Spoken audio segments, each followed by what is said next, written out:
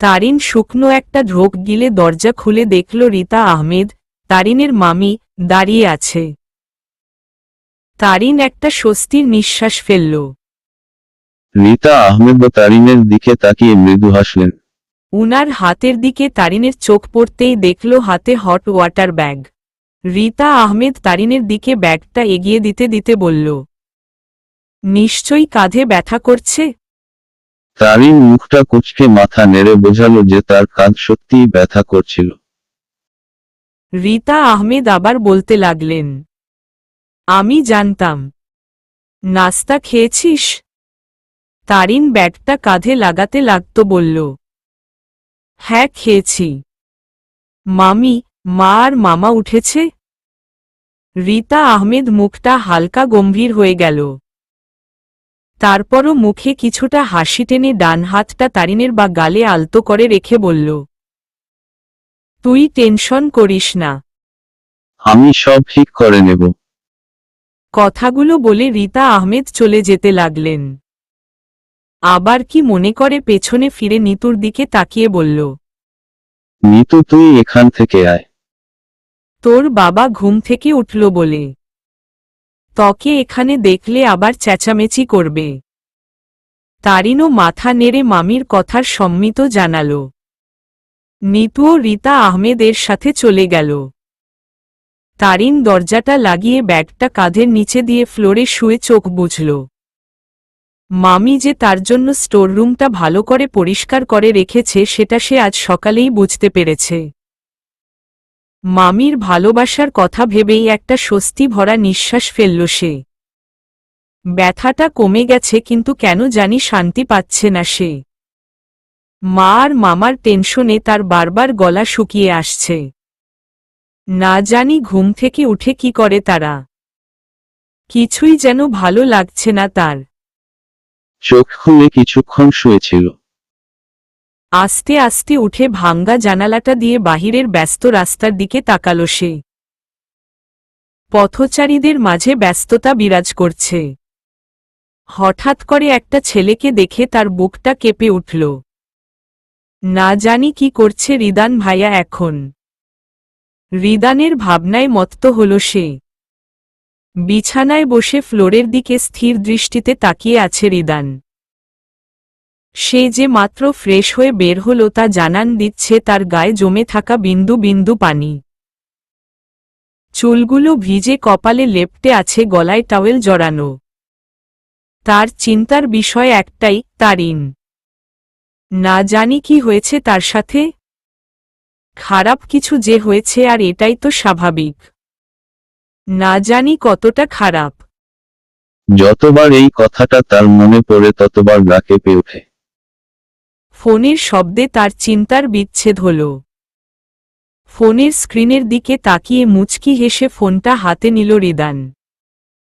ফোনটা কানে দিতেই ওপাশ থেকে চেঁচানোর শব্দে চোখমুখ কুচকাল সে। ওপাশের মেয়েটি আর কেউ নয়, তার বেস্ট ফ্রেন্ড কবিতা।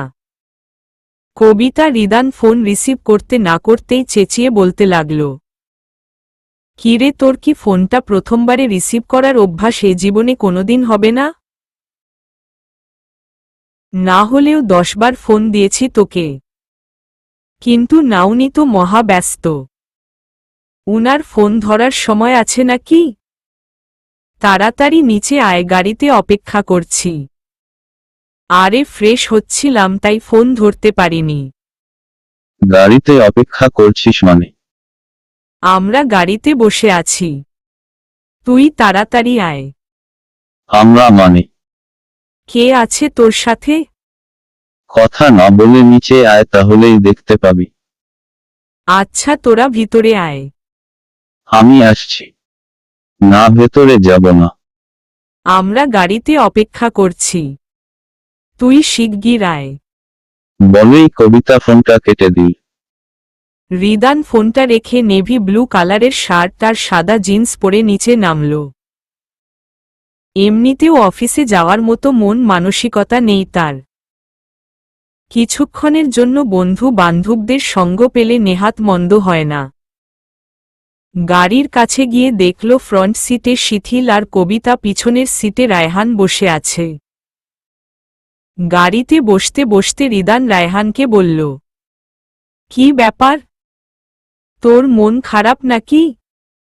রায়হান কিছু না বলে মাথা নাড়ল, যার অর্থ রায়হানের মন খারাপ।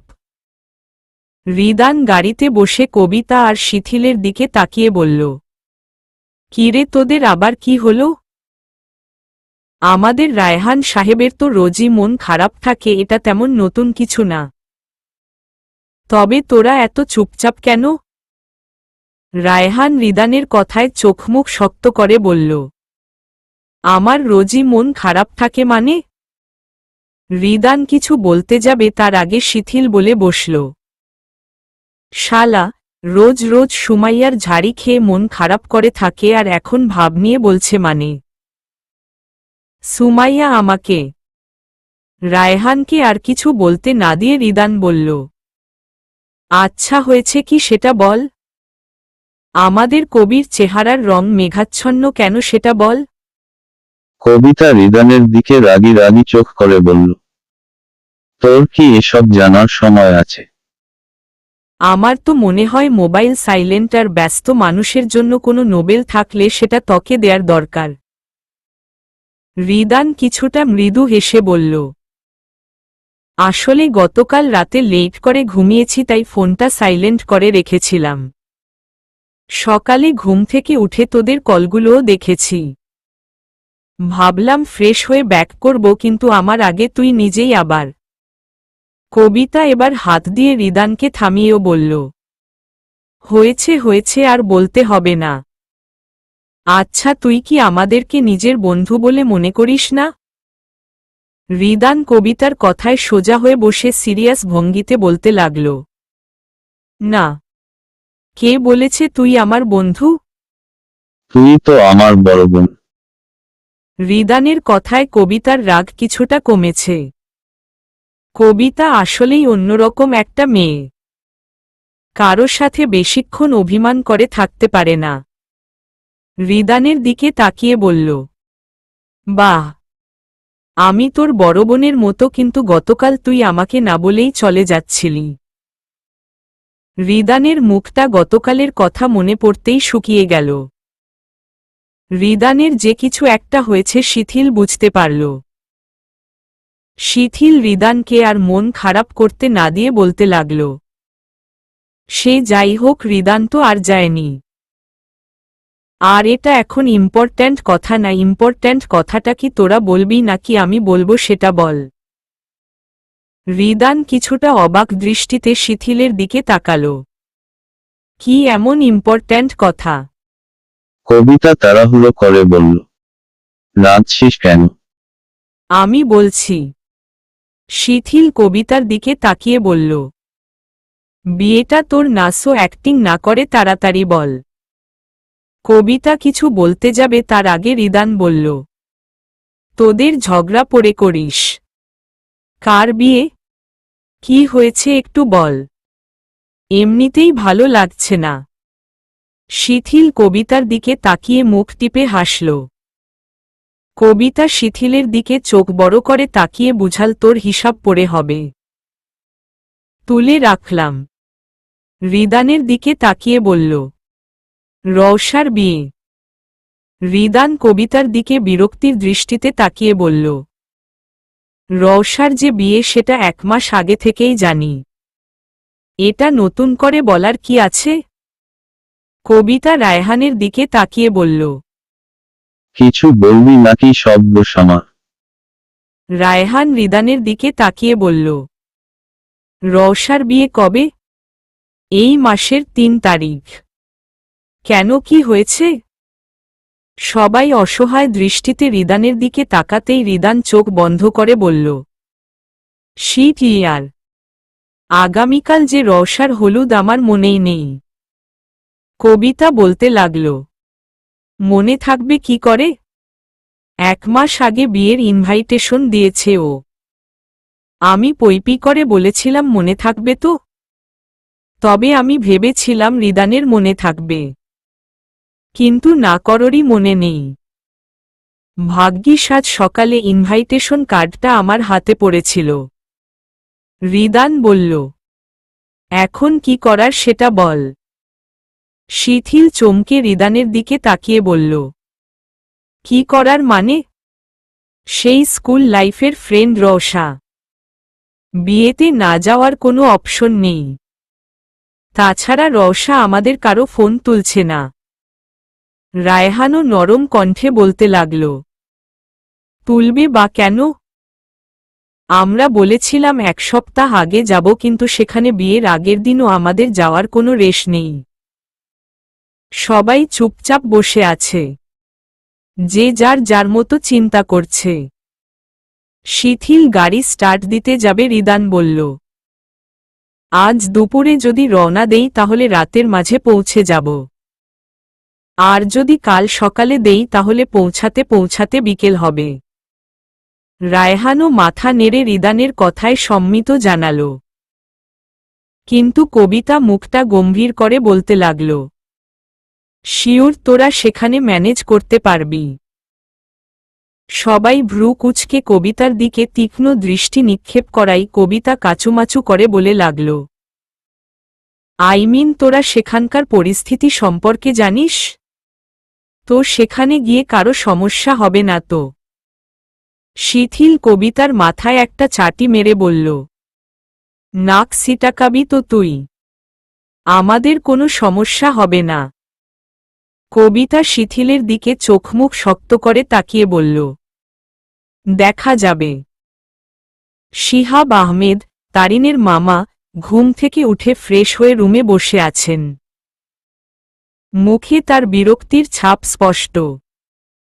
বিছানার পাশের টেবিলে ধোয়া উঠা চা জানান দিচ্ছে তার মনোযোগ অন্য কোথাও। রোজ সকালের চা তিনি রুমেই খান, তবে আজ তার চা খেতে মন চাইছে না। গম্ভীরভাবে তিনি বাইরে তাকিয়ে আছেন। বাহিরে রোদটা খুব জোরালো আলো নিয়ে উঠেছে। বৃষ্টির পরের রোদটা খুব জোরালো ভাবেই উঠে। তাপ আর আলো দুটোতেই চোখ বেশিক্ষণ স্থির থাকতে পারে না।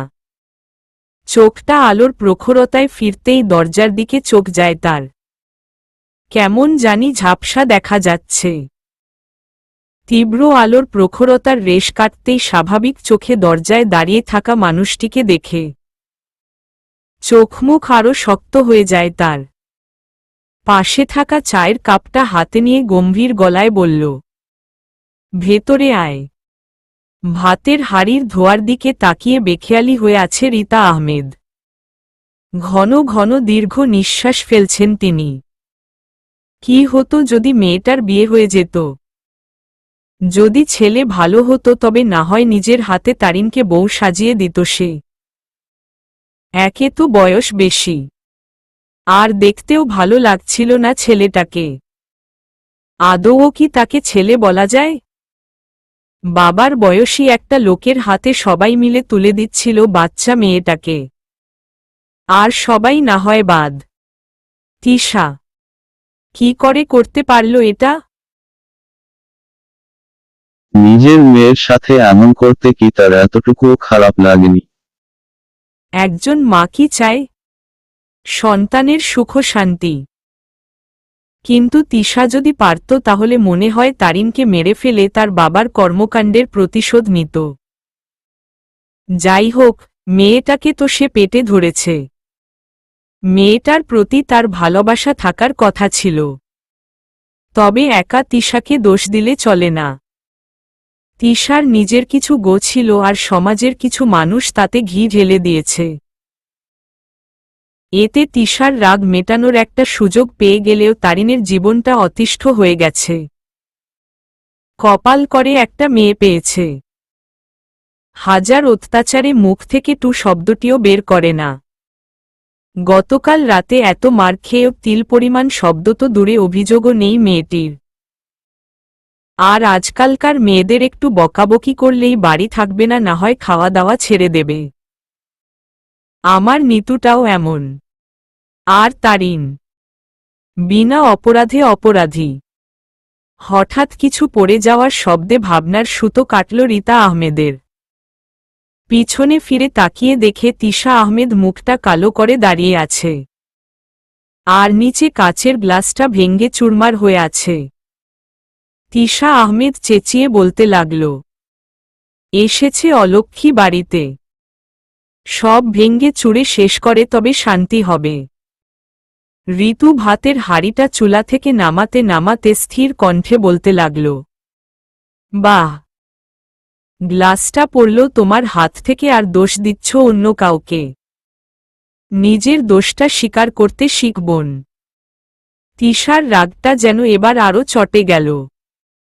কিছুটা ঝংকার দিয়ে বলল, ভাবি তুমি যতই আমার দোষ দেখানোর চেষ্টা করো না কেন, দোষ কিন্তু আমার না, দোষ কিন্তু ওর আর ওর বাপের। আমার জীবনটা নষ্ট করে দিয়েছে। রীতা আহমেদ শব্দ করে হাসতে লাগল। হাসি নিয়েই বলতে লাগল, আমি গ্লাস পড়ার কথা বলছি আর তুমি ঘুরিয়ে পেঁচিয়ে সেটা নিজের জীবনের সাথে মিলিয়ে নিচ্ছ। বলতো দোষ কার? তিশা আহমেদ চোখমুখ শক্ত করে রীতা আহমেদের দিকে তাকাল, কিন্তু এই দৃষ্টির দিকে মনোযোগ না দিয়ে নিজের কাজে ব্যস্ত রীতা আহমেদ। নিজের এই অগ্নিদৃষ্টির কোনো প্রত্যুত্তর না পেয়ে ভাঙ্গা গ্লাসের টুকরোগুলো তুলতে লাগল সে। রীতা আহমেদ নিজের কাজ শেষ করে রান্নাঘর থেকে বেরুতে বেরুতে বলল, সাবধানে তুলো বাপু, না হয় আবার নিজে হাত কেটে অন্য কারো দোষ দিবে। তিশা আহমেদ চোখগুলো বড় বড় শক্ত মুখোখরে তাকাতেই রীতা আহমেদ কিছুটা হেয়ালি করে বলতে লাগল, না মানে গ্লাস কোম্পানির মালিককে। কথাটা বলেই এক প্রকার তাড়াহুড়ো করে রান্নাঘর ছেড়ে ডাইনিংয়ের দিকে পা বাড়াল রীতা আহমেদ। সাজ সকালে কোনো প্রকার ঝামেলা করতে চায় না সে। শিহাব আহমেদের রুমে পিনপতন নীরবতা। চা খাওয়া শেষ করে কাপটা নিতুর হাতে দিয়ে বলল, আমি এখন কিছু খাব না। নিতু চলে যেতে নিলেই তিনি আবার বলে উঠলেন, আর শোন, ওই মেয়ের সাথে কথা বলার চেষ্টা করবি না। নিতু পিছনে ফিরে বাবার দিকে তাকিয়ে বলল, কোনো মেয়েটা?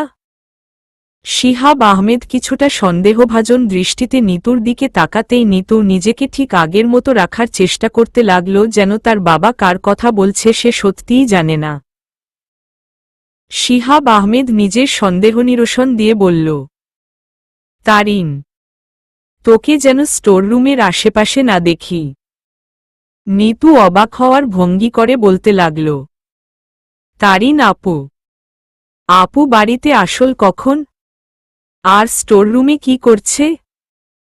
শিহাব আহমেদ চোখমুখ শক্ত করে বলল, ওর স্থান স্টোররুমে তো ও আর কোথায় থাকবে? যা এখন। নিতু একটা দম নিয়ে সেখান থেকে পালিয়ে নিজের মায়ের কাছে এসে জোরে জোরে শ্বাস নিতে লাগল। আর মনে মনে বলল, বাহ, আমি তো ভালোই অ্যাক্টিং করতে পারি। রিদান খাওয়া শেষ করে নিজের ব্যাগ গুছাতে লাগল। হৃদিতা দরজায় দাঁড়িয়ে বলল, আসব? রিদান দরজার দিকে তাকিয়ে মুচকি হেসে বলল, আমার রুমে আসার জন্য তোর পারমিশন লাগবে নাকি পাগলি? আয়। তারিন রুমে এসে বিছানায় বসতে বসতে বলল, তো কতদিনের জন্য যাওয়া হচ্ছে? রিদান হাতের শার্টটা ব্যাগে রেখে চোখ বন্ধ করে কিছুক্ষণ চিন্তা করে বলল, এই ধর 4-5 বছর। হৃদিতা চোখমুখ ছোট করে বলল, বাই এনি চান্স তুই ঘর জামাই থাকার কথা ভাবছিস না তো? রিদান হাসতে হাসতে বলল, হাউ ফানি। আমি তো বিয়েই করলাম না, তাহলে ঘর জামাই থাকব কিভাবে? তাও আবার পাহাড়ে। আমি তো ভাবলাম ওখানে গিয়ে না তুই বিয়ে করে নিবি আর ঘর জামাই থেকে যাবি। রিদান হৃদিতার নাকটা টানতে টানতে বলল, আমার বউ যে ওখানে পাবো সেটা তকে কে বলল? হৃদিতা রিদানের হাতটা নাক থেকে সরাতে সরাতে বলল, উফ, লাগছে। যা আমি বলে দিলাম তুই খাগড়াছড়িতেই তোর বউ পেয়ে যাবি। রিদান হৃদিতার দিকে তাকিয়ে মৃদু হাসল। হঠাৎ মুখটা গম্ভীর হয়ে গেল রিদানের। চুপচাপ নিজের ব্যাগ গুছানোতে আবার মনোযোগ দিল সে। হৃদিতা পাশে বসে ফোন স্ক্রল করতে ব্যস্ত হয়ে পড়ল। রিদান একটা দীর্ঘ নিঃশ্বাস ছাড়ল। এই দীর্ঘ নিঃশ্বাসটা জানান দিচ্ছে রিদান তার বউ হিসেবে শুধু তারিনকে চায় আর কাউকে নয়। দুপুরের খাবার শেষ করে মাত্র বিছনায় গাটা এলিয়ে দিয়েছে শিহাব আহমেদ। তার পা নাড়ানোর বদ অভ্যাসটা বলে দিচ্ছে তিনি এখনো ঘুমোননি। রিতা আহমেদ ঘরে ঢুকে বিছনায় বসলেন। শিহাব আহমেদের দিকে তাকিয়ে বলতে লাগলেন, আমি আগামীকাল রিমার বাসায় যাব। শিহাব আহমেদ চোখ বন্ধ থাকা অবস্থায় স্থির কণ্ঠে বলতে লাগলেন। হঠাৎ করে রিতো আহমেদ সোজা হয়ে বসে বলতে লাগলেন, আমি সেই কবে থেকে বলছি যাব। আমি কাক যাব মানে যাব। এই সংসারের ফাইফরমাস খাটতে খাটতে কোনোদিকে বের হতে পারি না। 2-4 দিন যে নিজের ছোট বোনের বাড়িতে গিয়ে থেকে আসব তার সময়ও পাই না। শিহাব আহমেদ চোখ বন্ধ রাখা অবস্থায় ভ্রু জোড়া কুঁচকে বলল, ঠিক আছে, ঠিক আছে। গেলে না হয় যাও। এখন আবার রামায়ণ শুরু করো না। রিতা আহমেদের মুখে একটা হাসির ঝলক দেখা গেল। কিছুক্ষণ চুপ থেকে তিনি আবার বলে উঠলেন, আমি নিতু আর তারিনকে আমার সাথে নিয়ে যাব। শিহাব আহমেদ চোখ খুলে রিতা আহমেদের দিকে তাকালেন। তীক্ষ্ণ দৃষ্টি নিক্ষেপ করে বললেন, তারিনকে কেন? রিতা আহমেদ স্বামীকে ঠিক ততটা ভয় পায় না। তবে রেগে গেলে যে তার স্বামী মারাত্মক কিছু করে ফেলবে সেটা তিনি জানেন। নিজের মনে কিছুটা সাহস জুগিয়ে বলতে লাগলেন, আরও কিছু দিনের জন্য সমাজের মানুষদের মুখ বন্ধ থাকবে। আমি বলি কি তোমারও কিছুদিন তোমার কোনো আত্মীয়র বাড়ি থেকে ঘুরে এসো। শিহাব আহমেদ কিছুটা চেঁচিয়ে বললেন, তাতে কি হবে? লোকের মুখ বন্ধ হবে? সমাজে আমাদের মুখ দেখানোর জায়গা রাখেনি। পুলিশে ধরে নিয়ে গেলে সমাজে মুখ দেখানো যেত? রিতার এমন প্রশ্নে চমকে উঠলেন তার স্বামী। যার ভাবার্থ এই তিনি তার কথার কিছুই বুঝেননি। রিতা আহমেদ আবার বলতে লাগলেন, তারিনের এখনো 18 বছর হয়নি। বাল্যবিবাহের দায় তুমি আর তোমার বোন আজ থানায় থাকতে। আর আমি শুনেছি ওই লোকটার নাকি আগে একটা বউ ছিল। আর বয়স দেখেছ? তারিনের বাবার বয়সী। শিহাব আহমেদ কিছুটা দমে গেলেন। কিছুক্ষণ চুপ করে থেকে বললেন, যা মন চায় তা করো। রিতা আহমেদ একটা স্বস্তির নিঃশ্বাসে মুচকি হাসলেন। স্বামী দেখে না ফেলে তাই আবার গম্ভীর হয়ে গেলেন। কিছুক্ষণ চুপ থেকে শিহাব আহমেদ বললেন, তবে আমি দোয়া করব তুমি আর নিতু ফিরলেও যেন ওই মেয়ে না ফিরে। ও যেন খাগড়াছড়ির সবথেকে বড় খাদে পড়ে। রিতা আহমেদ মনে মনে বলতে লাগলেন, কাঙালের কথাতে কি হুজুরেরে কি কিছু হয়? দূর আকাশে হালকা কালো মেঘ দেখা যাচ্ছে। সূর্যি মামা বারবার আলো আধারে লুকোচুরি খেলছে মেঘের সাথে। হঠাৎ হঠাৎ তীব্র আলোয় হাসছে, আবার হঠাৎ হঠাৎ আধারে মুখ গোমরা করছে। কাশফুলের গাছগুলো সদ্য নতুনত্ব নিয়ে গজিয়ে উঠছে। তবে কিছু কিছু পুরাতনী গাছে বাতাসের সাথে তাল মিলিয়ে দোল খাচ্ছে সাদা কাশফুল গুচ্ছ। এর মাঝে ফেনী নদীর সৌন্দর্য মন কাড়ছে। নদীর পাড়ে ছেলেবেলার দৃশ্যান্তর দেখা যাচ্ছে। এই স্নিগ্ধ বাতাসের মাঝে কেমন জানি একটা প্রকৃতির গহীন সুভাষ পাওয়া যাচ্ছে।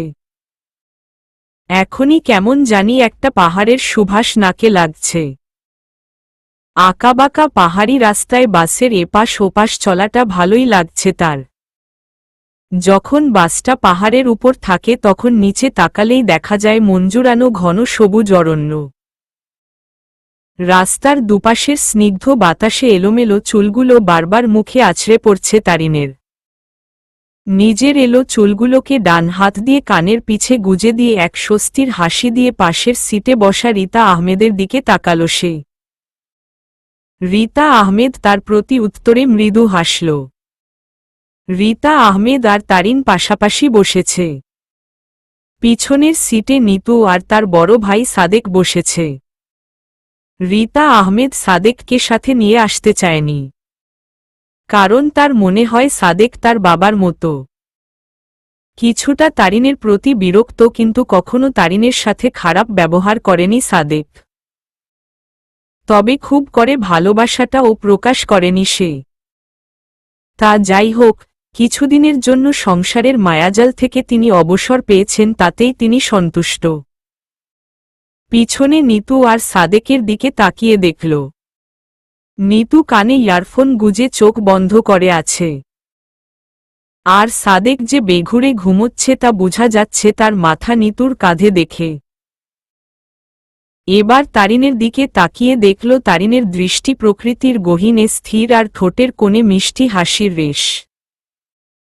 তারিনের কাঁধে হাত রাখতেই রীতা আহমেদের দিকে ঘুরে তাকাল সে। রীতা আহমেদ বলতে লাগলেন, কি রে, ভালো লাগছে?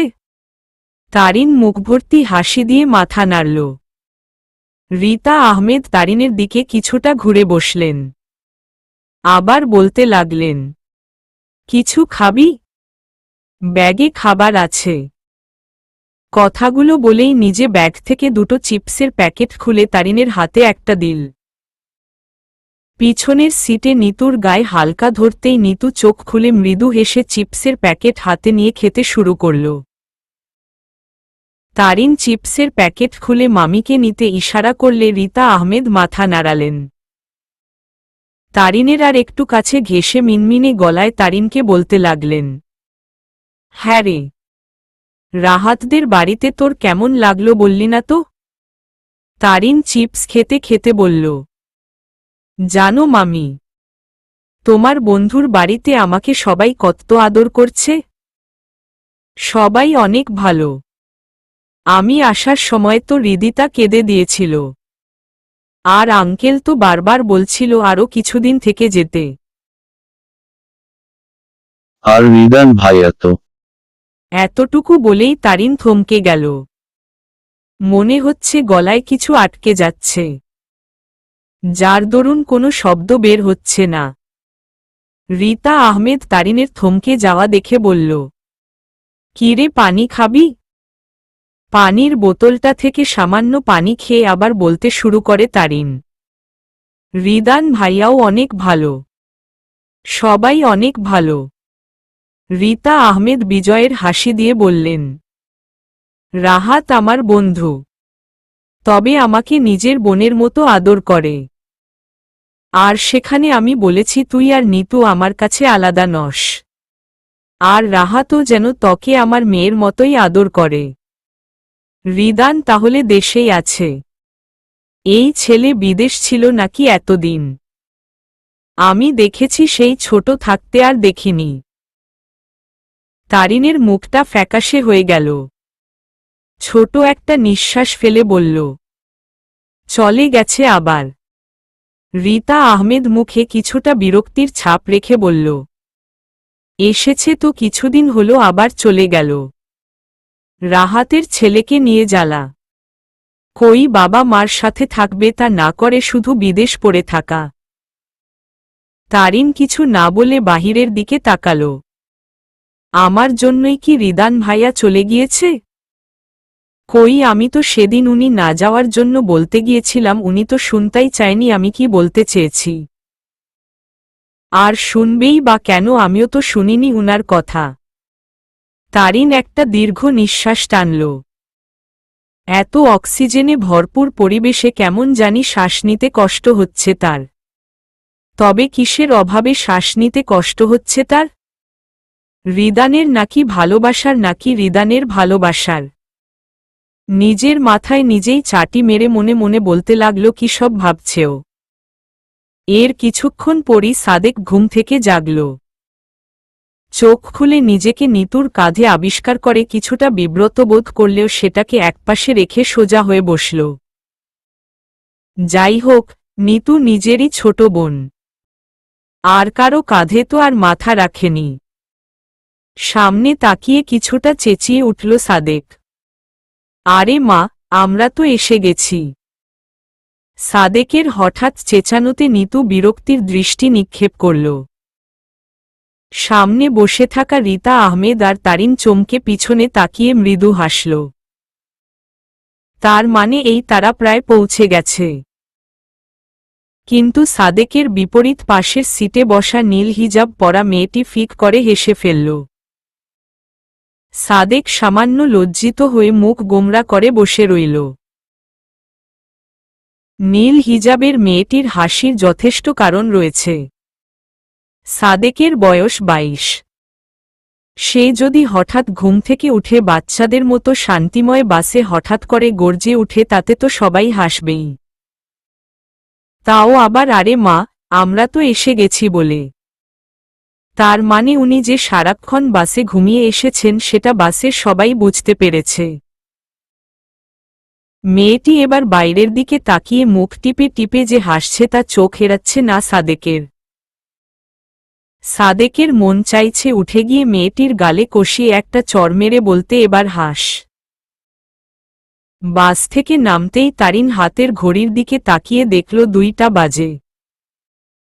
এরপর রীতা আহমেদের দিকে তাকিয়ে বলল, কুমিল্লা থেকে এখানে আসতে প্রায় 6 ঘন্টা লাগে। কত দূর? মামি, জায়গাটার নাম কি?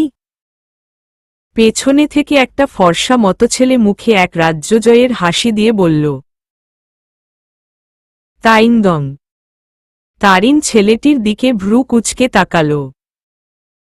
ছেলেটি তারিনের দৃষ্টি উপেক্ষা করে রীতা আহমেদকে দিকে এগিয়ে গিয়ে জড়িয়ে ধরে বলল, আসসালামু আলাইকুম খালামনি। কেমন আছো? রীতা আহমেদও খুশিতে গদগদ হয়ে ছেলেটাকে জড়িয়ে ধরে বলল, ওয়ালাইকুম আসসালাম। আলহামদুলিল্লাহ ভালো। তুই কেমন আছিস? আর ঢাকা থেকে কবে এলি? রীতা আহমেদকে ছেড়ে হাসি মুখেই বলতে লাগল, আছি ভালোই। গতকাল এসেছি। এবার বা হাত দিয়ে নিজের চুলগুলো ঠিক করতে করতে নিতুর দিকে তাকিয়ে বলল, কিরে তুই তো বড় হয়ে গেছিস। আসতে কোনো সমস্যা হয়নি তো? নিতু বড় হয়ে যাওয়ার কথা শুনে লজ্জা পেয়ে মুচকি হাসল। মাথা নেড়ে জানালো আসতে কোনো সমস্যা হয়নি। সাদেককে দেখতেই ছেলেটা সাদেকের সাথে হ্যান্ডশেক করল। সাদেক হাসি মাখামুখে বলল, আরিফ ভাই তুমি ছোট খালামণির বাসায় কি করে? জানতে নাকি আমরা আসব? আরিফ হালকা হেসে মাথা নাড়ল। তারিন এতক্ষণে বুঝতে পারল ছেলেটার নাম আরিফ আর উনি নিতুর বড় খালামণির ছেলে। আরিফ এবার তারিনের দিকে তাকিয়ে রীতা আহমেদকে প্রশ্ন করল, এর নামই তারিন নাকি খালামনি? রীতা আহমেদ মৃদু হেসে মাথা নাড়লেন। আরিফ তারিনের দিকে তাকিয়ে বলল, কেমন আছো? তারিন মৃদু হেসে উত্তর দিল, ভালো আছি। আপনি? আরিফ রীতা আহমেদের হাত থেকে ব্যাগটা নিতে নিতে বলল, ভালো আছি। তবে এখন মনে হচ্ছে আরো ভালো থাকব। বলেই তারিনের দিকে অদ্ভুত দৃষ্টতে তাকাল। পরক্ষণেই আবার রীতা আহমেদের দিকে তাকিয়ে বলল, তোমরা আসাতে কি বলো খালামনি? রীতা আহমেদ হেসে মাথা নাড়তে নাড়তে হাঁটা শুরু করল। এর মাঝে তারিনের কাছে আরিফের কথা বলাটা কেমন জানি লাগল। তারপর কি মনে করে নিতুর কানে ফিসফিসিয়ে বলতে লাগল, কিরে নিতু তোর বড় খালামণিরা কি ঢাকায় থাকে? নিতু মাথা নাড়তে নাড়তে বলল, উনারা ঢাকাতে থাকেন না, ফেনীতে থাকেন। তবে আরিফ ভাইয়া ঢাকাতে থাকে। তারিন আর কিছু প্রশ্ন করল না, চুপচাপ তাদের সাথে হাঁটতে লাগল। দুপুর 2:30। রিদান মুখ গোমরা করে বসে আছে। শিথিল আর রায়হান ফোন স্ক্রুলে ব্যস্ত। গতকাল রাতে রওশাকে বুঝাতে সবাইকে বেগ পেতে হয়েছে। রওশা প্রায় কেঁদেই দিচ্ছিল। কবিতার কথাতে শান্ত হয়েছে। এতক্ষণ কবিতা রওশার পাশে ছিল। এখন রিদানের পাশে বসে রিদানের হাতটা নিজের হাতে নিয়ে বলল, তুই আর সবাইকে বোকা বানাতে পারলেও আমাকে পারবি না। কি হয়েছে তোর বল না ভাই, প্লিজ। রিদান কবিতার কথায় অসহায় মুখ করে তাকিয়ে রইল কিছুক্ষণ, তারপর একটা দীর্ঘ নিঃশ্বাস ফেলে বলতে শুরু করল। কবিতা সবটা শুনে বলতে লাগল, দেখ তারিন, তোর সামান্য কথায় অভিমান করে চলে গেল, এটা আমার কেমন জানি বিশ্বাস হচ্ছে না। হয়তোবা আড়ালে কিছু হয়েছে। রিদান বলতে লাগল, আড়ালে কি হবে? মা, বাবা, হৃদিতা কেউ তারিনের আশাতে সামান্য বিরক্তি প্রকাশ করেনি, বরং সবাই খুশিই ছিল।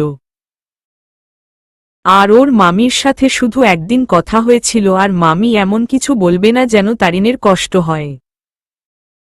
কখনোই না। কবিতা কিছুক্ষণ চুপ করে থেকে বলল, আচ্ছা, মামিকে একটা ফোন করলে কেমন হয়? রিদান মুখটা কালো করে বলল, আমি অনেকবার করেছি, কিন্তু উনি তুলেননি, কারণ উনার আশেপাশে মামা না হয় তারিনের মা থাকে। কবিতা কিছুটা কাচুমাচু হয়ে বলতে লাগল, এখন কর। এখন হয়তোবা মামা ঘুমিয়ে থাকতে পারে। রিদান কিছু না বলে একটা ছোট্ট নিঃশ্বাস ফেলে মামির নাম্বারে কল দিল। এবার কবিতার দিকে তাকাতেই কবিতা ইনোসেন্ট ফেস করে বলতে লাগল, জানি ধরবে না, মনের সন্তুষ্টির জন্য একবার না হয় দিলি। ফোনটা দিতে না দিতেই ওপাশ থেকে রিতা আহমেদ ক্লান্ত গলায় বলতে লাগলেন, রিদান নাকি? রিদান চমকে উঠে বলতে লাগল, আসসালামু আলাইকুম আন্টি। কেমন আছেন? ওখানকার সব ঠিক আছে? মানে তারিন? না মানে হৃদিতা বারবার তারিনের কথা জানতে চাইছিল, তাই মুহূর্তের মাঝে মিথ্যে বলায় নিজেই নিজের চোখমুখ শক্ত করে নিজের নিচের ঠোঁটটা হালকা করে কামড়ে ধরে সে। রিতা আহমেদ হালকা নড়েচড়ে বলতে থাকে, হ্যাঁ, সব ঠিক আছে। তারিনও, তোমাদের কি খবর? রিদান একটা স্বস্তির নিঃশ্বাস ফেলে চোখ খুলে দেখে কবিতা নেই। কবিতা যে ভয় পালিয়েছে সেটা সে বুঝতে পেরেছে। তারিন ঠিক আছে শুনে কেমন জানি একটা শান্তি লাগতে লাগল। তা একটা স্বস্তির হাসি দিয়ে বলল, আলহামদুলিল্লাহ ভালো। রিতা আহমেদ কিছুটা নিচু স্বরে বলল, দেশে থাকলেও তো পারতে। রিদান মুচকি হেসে বলল, দেশেই আছি, তবে দেশের শেষ সীমানায়। রিতা আহমেদ কিছু বুঝতে না পেরে ভ্রু জোড়া কুঁচকে বলল, মানে? খাগড়াছড়ি এসেছি, এক ফ্রেন্ডের বিয়েতে। রিতা আহমেদ চমকে উঠে বলল, কোথায়? মানে তোমার ফ্রেন্ডের বাসা কোথায়? পানছড়ি। রিতা আহমেদ শুয়েছিলেন এতক্ষণ, এবার উঠে বসে বলতে লাগলেন, আমরা তো তাইন্দং আছি। আমি, নিতু, সাদেক, তারিন। আসো, না হয় দেখা হয়ে যাবে। অনেকদিন হলো তোমাকে দেখি না। রিদান রিতা আহমেদের কথায় চমকে উঠলেন। হঠাৎ মনে হল সে শূন্যে ভাসছে। রিদান কি বলবে বুঝতে না পেরে কিছুক্ষণ চুপ করে রইল। তারপর মুখে এক ঝলক হাসি নিয়ে বলল, এখনই আসছি। কথাগুলো বলেই রিদান কাউকে কিছু না বলে রওশার ভাই রিশাদকে সাথে নিয়ে তাইন্দং এর দিকে পা বাড়াল। রিদান রিতা আহমেদের সামনে বসে আছে। সে আসার সময় তো এসেছে, কিন্তু এখন তার অস্বস্তি লাগছে। রিতা আহমেদ বলতে লাগল, অনেকদিন পর দেখেছি তোমায়, বড় হয়ে গেছ। সেই ছোটবেলায় দেখেছিলাম আর আজ দেখছি। রিদান কিছু বলছে না, চুপচাপ বসে আছে। মনে তার অজানা ভয় আর মুখে সেই ভয় মিশ্রিত হাসি। হঠাৎ সামনের দিকে তাকিয়ে বুকটা কেঁপে উঠল তার। সামনে তারিন ঘুম ঘুম চোখে দাঁড়িয়ে আছে। সে সবেমাত্র ঘুমিয়েছিল। হঠাৎ করেই মামি বলল মেহমান এসেছে, তাই সে উঠে এসেছে। তারিনের দিকে তাকিয়ে ক্রমশ বুকটা কেঁপে উঠছে তার। তারিনের কপালের আর ঠোঁটের চোটটা এখনো স্পষ্ট। কপালের আর ঠোঁটের চোটের জায়গাটা দেখেই চোখমুখ শক্ত হয়ে এলো রিদানের। আর ঘুমের চোখে রিদানকে দেখে চোখ থেকে কখন যে ঘুম উড়ে জানা নেই তারিনের। সামনে রিদানকে বসে থাকতে দেখে ফ্যালফ্যাল করে তাকিয়ে রইল তারিন। খাগড়াছড়ি আর রাঙামাটিতে সাধারণত উপজাতিদের বসবাস বেশি। এদের মাঝে চাকমা উপজাতির বসবাসকারী সংখ্যা অধিক। বিশেষ করে পাঞ্ছড়িতে চাকমা উপজাতির সংখ্যা বেশি। তবে পাঞ্ছড়িতে কিছু বাঙালি পরিবারও থাকে। রৌসাদের পরিবারও পাঞ্ছড়িতে স্থানীয়। তার পিতার পিতামহদের সময় থেকে তারা এখানে থাকে। রওশার বাবা সেনাবাহিনীতে থাকায় ঢাকায় তাদের বসবাস থাকলেও তার দাদা দাদি চাচারা এখানেই থাকে। আর সেই সুভাতে ঐতিহ্য আর সংস্কৃতির কারণে তার বিয়ে পাঞ্ছড়ি থেকেই হচ্ছে। পাহাড়ে গহীন নীরবতা বিরাজ করলেও এখন রৌশাদের বাড়িতে যথেষ্ট হইচই চলছে। হলুদের স্টেজ সাজানো প্রায় শেষ। রওশা, শিথিল, রায়হান, রিদান, তারিন, নিতু, রওশার কিছু শহুরে কাজিন আর রওশার কিছু চাকমা বান্ধবী বসে হাসি ঠাট্টা করছে। অবশ্যই সবাই হাসি ঠাট্টা করছে বললে ভুল হবে। তারিন মুখ গোমরা করে বসে আছে। তার মুখ দেখে মনে হচ্ছে তাকে চিরজীবন বনবাসের সাজা শোনানো হয়েছে।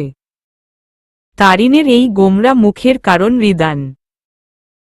তারিন চেয়ারে বসে মাটির দিকে তাকিয়ে কাদো কাদো মুখে মনে মনে বলতে লাগল, কি দরকার ছিল তাকে এখানে নিয়ে আসার?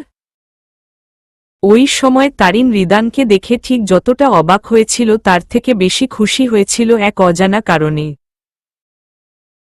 কিন্তু তার সুখ যে ক্ষণিকের ছিল। কেননা রিদান তারিনের দিকে কিছুক্ষণ তাকিয়ে থেকে হঠাৎ চোখমুখ শক্ত করে বলতে লাগল, আন্টি, আমি আসি। রিতা আহমেদ রিদানের হঠাৎ আসি বলাতে চমকে উঠলেন। তারিন রিদানের এই হঠাৎ করে চোখমুখ শক্ত করা বাক্যগুলোতে পরিচিত হলেও কেঁপে উঠল সে। নিমিষের মাঝেই তার ঠোঁটের কোণের হাসিটা শুকিয়ে গেল। রিতা আহমেদ কিছুটা নম্রমুখ করে বললেন, কি বলছো? বসো। এখন আসলে আবার এখন চলে যাবে? তা হবে না। রিদান ভদ্রতার খাতিরে চুপচাপ বসে পড়ল। রিদানের এমন চুপসে যাওয়া যে কতটা ভয়ানক সেটা তারিন জানে। তারিন এটাও জানে রিদানের রেগে যাওয়ার কারণ কি। রিদানের শত বারণের পর চলে এসে মা আর মামার মার খাওয়াটাই যে রিদানের শক্ত মুখের মুখ্য কারণ। তারিন সোজা হয়ে দাঁড়িয়ে রিদানের দিকে ভয়ে ভয়ে তাকিয়ে ক্লান্ত গলায় বলতে লাগল, কেমন আছেন ভাইয়া? রিদান ফ্লোরের দিকে তাকিয়ে হালকা মাথা নাড়ল। তারিন বারবার অবাক হচ্ছে এটা ভেবে রিদান তো দেশে থাকার কথা ছিল না, তবে সে থেকে গেল কেন? এর মাঝে রিতা আহমেদ বলতে লাগল, পাঞ্ছড়িতে তো বেশিরভাগ চাকমারা থাকে। তোমার ফ্রেন্ড কি? এতটুকু বলাতেই রিদান মাথা নেড়ে বলতে লাগল, না, ও চাকমা না। এর মাঝেই নিতু এসে তারিনের পিছনে দাঁড়িয়ে তারিনকে ফিসফিসিয়ে বলতে লাগল, আপু কি উনি? তারিন নিতুর দিকে তাকিয়ে বলতে লাগল, রিদান ভাইয়া।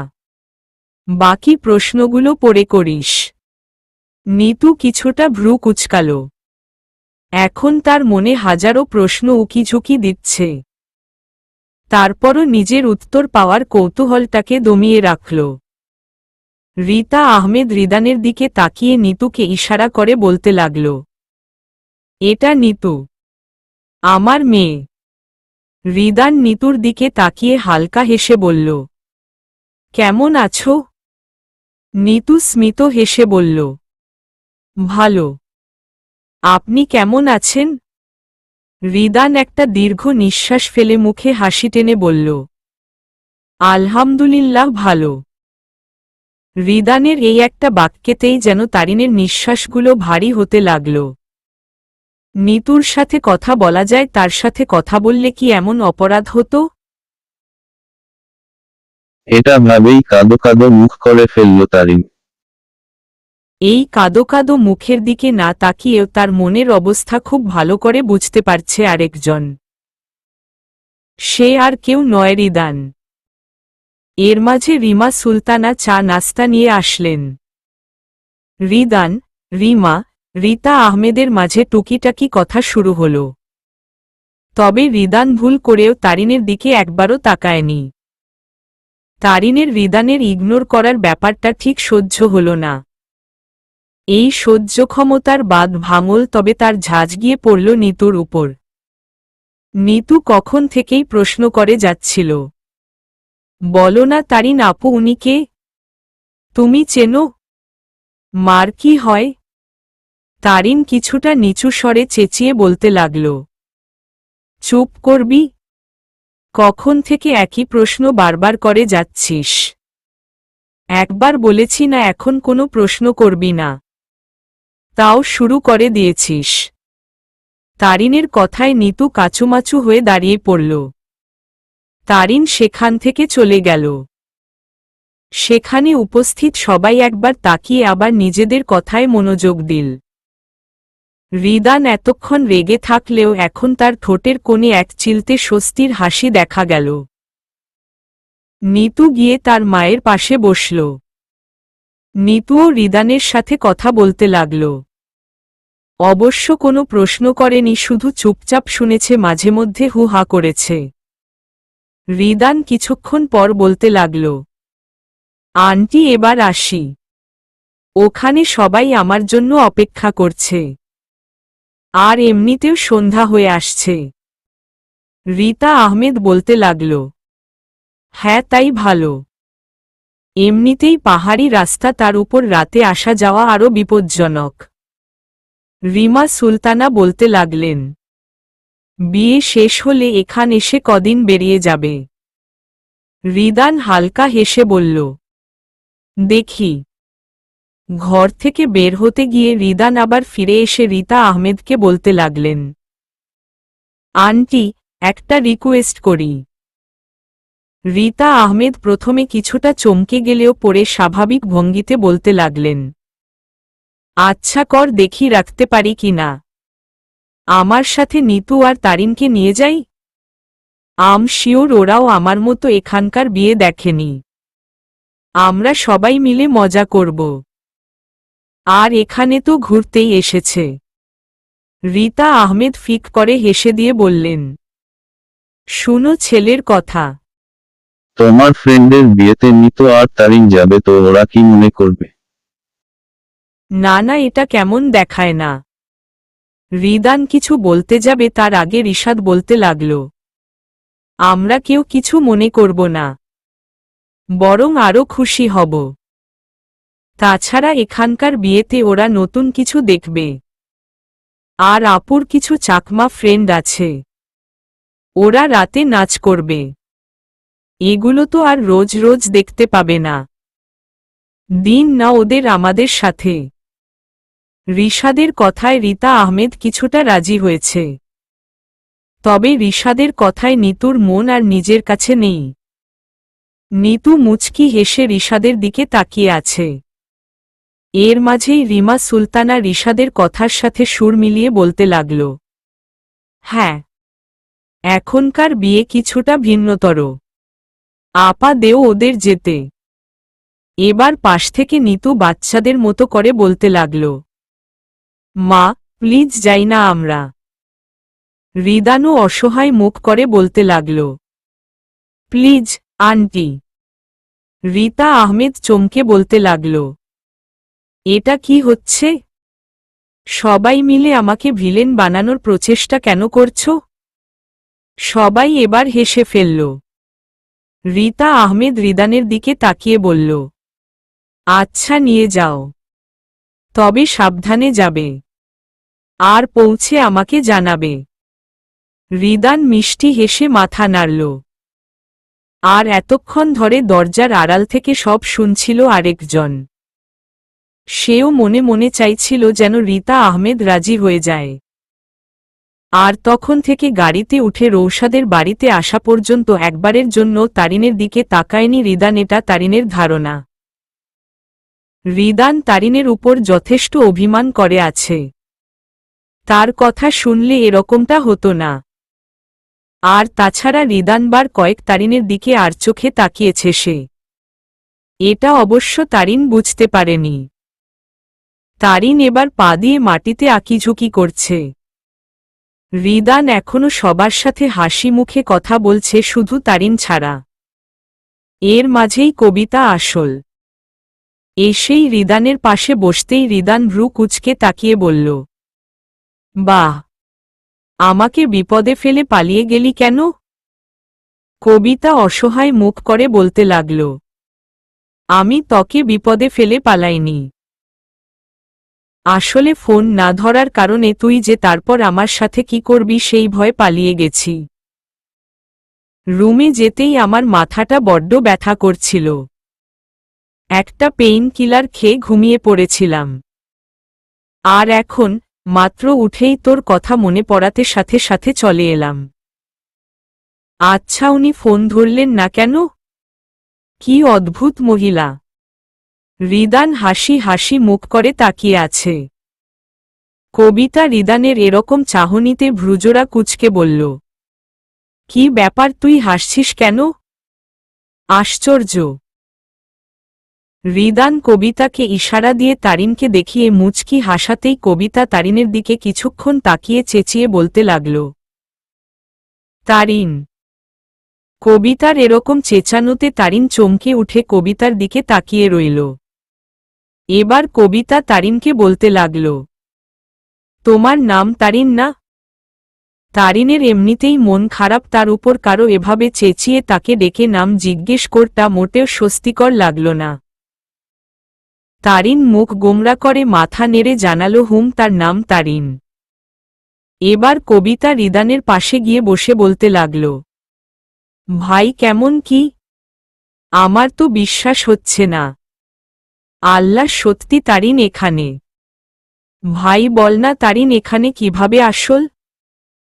প্রথমেই কবিতা তারিন বলে চেঁচানোতে রিদান ডান হাত দিয়ে কপালে হাত রেখে চোখ বন্ধ করে রেখেছিল, যেন সে কিছু শুনেনি। কিন্তু কবিতার এখনকার আচরণে চোখ খুলল। চোখগুলো বড় বড় করে কবিতার দিকে তীক্ষ্ণ দৃষ্টিতে তাকিয়ে নিচু স্বরে বলল, পানছড়ির মাইকটা এনে দেই? কি শুরু করলি? আস্তে কথা বলতে পারিস না? চুপ করে থাক, পরে বলবো। আচ্ছা, তারিন কি এদিকে তাকিয়ে আছে? মানে আমাদের দিকে? কবিতা এতক্ষণ উত্তেজনার দরুন চেয়ার থেকে উঠে দাঁড়িয়ে গেছিল, এবার রিদানের কথায় চেয়ারে বসে তারিনের দিকে তাকিয়ে মেকি হাসল।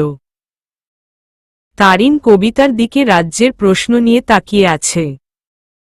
কবিতা তারিনের দিকে আর দৃষ্টি স্থির না রেখে রিদানের দিকে তাকিয়ে ফিসফিসিয়ে বলতে লাগল, হুম।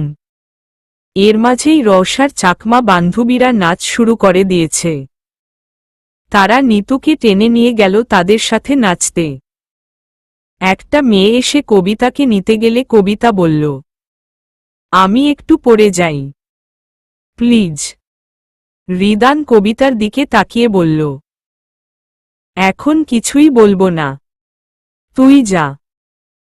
কবিতা একবার অসহায় মুখ করে রিদানের দিকে তাকিয়ে আবার তারিনের দিকে তাকিয়ে একটা স্বস্তি মিশ্রিত মিষ্টি হেসে মেয়েটার সাথে চলে গেল। তারিনকে অনেকবার একটা মেয়ে নিতে আসল, কিন্তু তারিন যায়নি। এবার নিতুসহ জোরজুরি করেও নিতে পারল না। তারিন নিতুকে বলল, তুই যা, আমার ভালো লাগছে না। ভালো লাগলে আমি নিজেই যাব। নিতু আর তারিনকে কিছু বলল না। সে হালকা হেসে মেয়েদের সাথে নাচতে চলে গেল। চাকমা মেয়েদের নিজের ভাষায় গাওয়া গানে হাত দুলিয়ে দুলিয়ে নাচতে লাগল। নিতু আর কবিতা তাদের সাথে তাল মিলাতে না পেরে হাসতে লাগল। রিদানও কবিতার উল্টাপাল্টা নাচ দেখে হাসতে লাগল। রিদান যে এসব বেশ উপভোগ করছে সেটা তারিন বুঝতে পারল। তবে এবার সে ছলছল চোখে রিদানের দিকে তাকিয়ে রিদানের চোখে চোখ পড়তেই সেখান থেকে উঠে চলে গেল। স্টেজের থেকে কিছুটা দূরে একটা কম কোলাহলপূর্ণ জায়গায় দাঁড়িয়ে চোখ মুছতে লাগল। হঠাৎ পেছনে থেকে কেউ একজন বলল, কষ্ট আমারও হয়। শ্রাবণ ফুরিয়ে গেছে সেই কবে। পঞ্জিকার হিসেব মতে ভাদ্র মাস প্রায় শেষের পথে পা রেখে চলছে। শুভ্র মেঘরাশি চাঁদের জোছনায় কেমন দুধালা হয়ে উঠেছে। তালপাকা গরম আর দূর থেকে ভেসে আসা শিউলি ফুলের ঘ্রাণ ঢাকঢোল পিটিয়ে জানান দিচ্ছে ঋতুরানী শরৎ তার স্বরূপ নিয়ে আবির্ভূত হয়েছে অনেক আগে। এই মিষ্টি জোছনায় পিছনে না তাকিয়েও পিছনে থাকা মানুষটির রূপ বর্ণনা করতে পারছে তারিন। তার পিছনে দাঁড়িয়ে থাকা মানুষটির পরনে হালকা লেমন কালার একটা পাঞ্জাবি, হাতাটা কনুই অবধি ফোল্ড করা। নিজের চোখটা সন্তর্পণে মুছল সে। এবার পিছনে ফিরে রিদানের দিকে তাকাল। রিদান দুহাত বুকে ভাঁজ করে দাঁড়িয়ে আছে। এই রূপালী জোছনা আর বিয়ে বাড়ির রমরমা পরিবেশের আলোয় রিদান মুখটা স্পষ্ট দেখা যাচ্ছে। রিদানের চোখমুখের ভঙ্গি স্বাভাবিক। সবসময়ের মতো ঠোঁটের কোণের এক চিলতে হাসি লেগে আছে। তারিন এবার কিছুটা অপ্রস্তুত হয়ে গেল। তবে সে পরিষ্কার কণ্ঠে বলতে লাগল, আপনাকে কে বলেছে আমি কান্না করছিলাম? আমার কোনো কষ্ট হয় না। আর আপনার কষ্ট হলে তাতে আমার কি? তারিন এবার নিজের মুখের একপাশে আসা অবাধ্য চুলের গুছাগুলোকে হাত দিয়ে সরিয়ে দিয়ে কাঠের মতো সোজা হয়ে দাঁড়িয়ে থাকে। নিঃশব্দে তার ঠোঁট হালকা নড়ে ওঠে। ভয় নাকি অভিমানে তা তার জানা নেই। রিদান ভ্রুজোড়া কুঁচকিয়ে একটা তাচ্ছিল্যভরা হাসি দিয়ে স্থির কণ্ঠে তারিনকে বলতে লাগল, তারিন তোমার সমস্যা কি জানো? তুমি কখনোই সম্পূর্ণ কথা শুনো না। আর ঠিক কতটা বুঝো সেটা না হয় না বললাম। বুঝার জ্ঞান যে তোমার নাই সেটা আমি জানি। তারিন রিদানের কথার কিছুই বুঝতে পারল না। সে চুপচাপ দাঁড়িয়ে থাকলেও তার মস্তিষ্ক আলোর বেগে ছুটছিল। না জানি তারপর রিদান কি বলে সেই ভয়। কিন্তু আলোর বেগে ছুটেও ব্যর্থ সে। না সে রিদানের কথার মানে বুঝল, না পরবর্তী কথার কিছু আঁচ করতে পারল। একটা শুকনো ঢোক গিলে রিদানের দিকে স্থির দৃষ্টি নিক্ষেপ করল তারিন। রিদান তারিনের দিকে তাকিয়ে এবার ফিক করে হেসে ফেলল। এতে তারিন আরও বেশি অস্বস্তিবোধ করতে লাগল। রিদান তারিনের এরকম অস্বস্তিতে পড়ে যাওয়াটাকে বেশ উপভোগ করল। তার এই কাচুমাচু হয়ে যাওয়া নিষ্পাপ মুখের দিকে তাকালে সে সব রাগ অভিমান ভুলে যায়। কি আর করবে, ভালোবাসা যে এমনই হয়। একটু মৃদু হেসে রিদান তারিনকে বলতে লাগল, আচ্ছা, আমি কি একবারও বলেছি তুমি কান্না করছো? তারিন চোখ বড় বড় করে রিদানের দিকে তাকিয়ে ভাবতে লাগল, ঠিকই তো। রিদান তো তাকে বলেনি তুমি কান্না করছো কেন। রিদান তো কান্না শব্দটাই উচ্চারণ করেনি। নিজের এই নির্বুদ্ধিতার জন্য তার এবার নিজেকে একটা কষিয়ে চড় মেরে বলতে ইচ্ছে করছে, সামান্য ভেবে কথা বলতে কবে শিখবি? তারিনকে এভাবে বিভোর হয়ে ভাবতে দেখে রিদান বলল, নিজেকে শাসানো শেষ হয়েছে? রিদানের কথায় চমকে উঠল তারিন। সামান্য নড়েচড়ে নিজের মনের গহীনে থাকা সেই পুরনো প্রশ্নটা করেই বসল সে। আচ্ছা, আপনি বারবার আমার মনের কথাগুলো কি করে বুঝতে পারেন? কথাটা বলেই সে জিভ কাটল। আবার একই ভুল। এবারও সে রিদানকে বলে দিয়েছে সে এতক্ষণ কি করছিল। রিদান আকাশের দিকে তাকিয়ে ছোট্ট করে একটা নিঃশ্বাস ছাড়ল। কিন্তু পরক্ষণেই শান্ত স্নিগ্ধ মৃদু হাসিতে তার ঠোঁট দুখানি ভরে উঠল। তারিনের দিকে স্নেহরূপ দৃষ্টিতে তাকাতেই কপালের কাটা দাগটা চোখে পড়ল তার। চোখমুখ আবার শক্ত হতে লাগল। তারিন রিদানের এই নিস্তব্ধতার কারণ কিছুটা উপলব্ধি করতে পেরে বলল, দেখুন, আজ না হয় কাল এটা হওয়ারই ছিল। একবার শান্তভাবে ভেবে দেখুন তো, আমি যদি আপনাদের ওখানে থেকে যেতাম তাহলে হয়তো মার থেকে বেঁচে যেতাম, তবে নিজের কাছে নিজেই ছোট হয়ে যেতাম। কেমন অপরাধী লাগত নিজেকে। তাছাড়া ওখানে তো সারা জীবন থাকাতাম না, একদিন না একদিন তো ফিরতেই হতো। আর দরজার সাথে লেগে আমার কেটে গেছে। শুধু 3টে থাপ্পড় খেয়েছি, তার বেশি কিছুই হয়নি। রিদান চুপ করে আছে। কি বলবে সে জানে না। তারিন তো ঠিকই বলছে, হুট করে কারো বাড়িতে কিছুদিনের জন্য এসে সারা জীবন থেকে যাওয়া কি আদৌ সম্ভব? যদিও সম্ভব, তবে তা নিজের আত্মসম্মান জলাঞ্জলি দিয়ে। তারিন কিছুক্ষণ চুপ করে থেকে আবার বলতে লাগল, নিজের আত্মসম্মান হারাতে আমি চাই না। তাছাড়া আমি যদি থেকেও যেতাম তাহলে মানুষ আমাকে কথা শোনানোর আরও সুযোগ পেয়ে যেত। তবে আমি একা কেন, আপনি, আপনার পরিবারের প্রতিটা সদস্যকে আমার জন্য কথা শুনতে হতো। আমাদের সমাজের মানুষরা শুধু তো রাস্তা খুঁজে কথা বলার। মামিও অনেক কষ্ট পেত। এতটুকু বলেই থামল তারিন। শব্দ করে একটা দীর্ঘশ্বাস ছেড়ে নিচের দিকে তাকিয়ে রইল। রিদান এতক্ষণ তারিনের প্রতিটা কথা মনোযোগ সহকারে শুনল। দুজনেই কিছুক্ষণ নীরব রইল।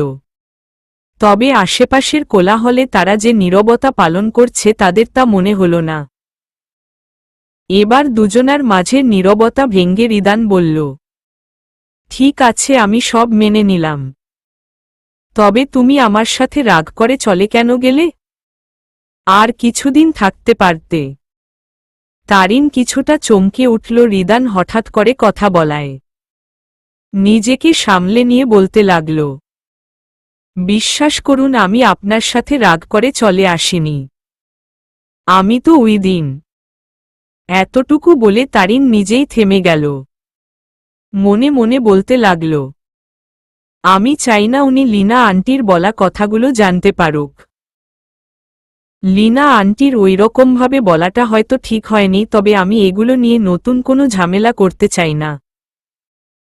রিদান কিছুটা করুণ স্বরে বলতে লাগল, ওই দিন আমি তোমাকে ভালোবাসি বলায় তোমার হয়তো খারাপ লেগেছে।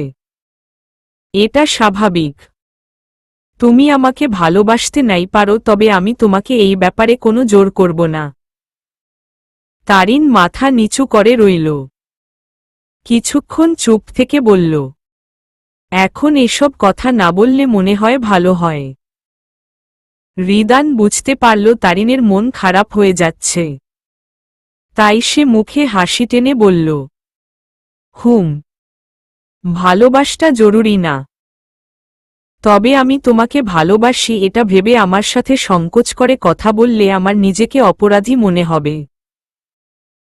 রিদানের কথায় তারিন মাথা তুলে রিদানের দিকে তাকিয়ে হালকা হাসল। রিদানও হেসে বলতে লাগল, শুধু হাসলে হবে না, আমার সাথে ঠিক প্রথম দিনের মতো করে কথা বলতে হবে। তারিন এবার শুধু মাথা নাড়ল। কিছু বলতে যাবে তার আগে নিতু এসে তারিনকে নিয়ে গেল। রিদাও ইশারায় তারিনকে যেতে বলল। রিদান চেয়ারে বসে আছে। হলুদের অনুষ্ঠান শেষ।